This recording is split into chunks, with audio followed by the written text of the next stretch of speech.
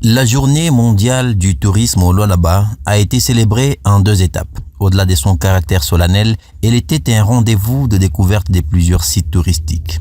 Au 2e jour des activités y afférentes, les invités, repartis en 2 équipes, ont visité les merveilles que cache la nature d'une part et de l'autre, les entreprises minières et leur fonctionnement.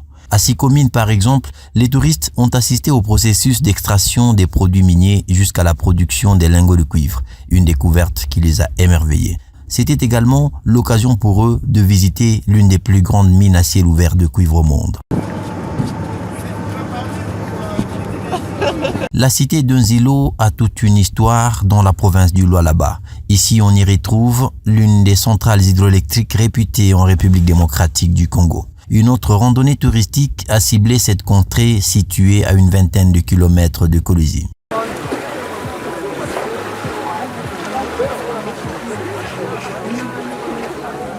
Cette messe touristique a pour objectif de valoriser les richesses naturelles pour booster l'économie locale, l'un des piliers du développement de la province du Lualaba. C'est dans ce cadre que le ministre provincial du tourisme, Diefray Masuka Saini, à la tête d'une forte délégation, a conduit ses hôtes à la découverte de la ferme aquacole Lualaba, située au village Tende dans le territoire de Muchacha.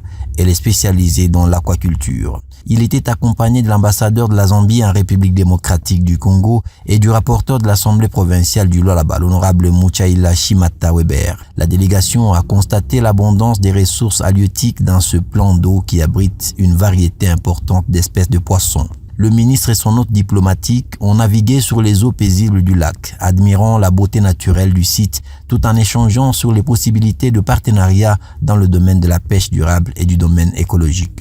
La boucle des activités était cette soirée de gala offerte aux invités et partenaires de la province dans la salle polyvalente du village des Congrès, où la gouverneure Marie-Thérèse Masuka Saini, aux côtés de l'ambassadeur de la République sœur de la Zambie, du directeur de cabinet adjoint du ministre national du tourisme et du rapporteur de l'Assemblée provinciale, ont savouré un moment inoubliable dans une ambiance de convivialité couplée à la prestation des artistes musiciens du Lualaba, du Haut-Katanga et de quelques-uns venus de la Zambie.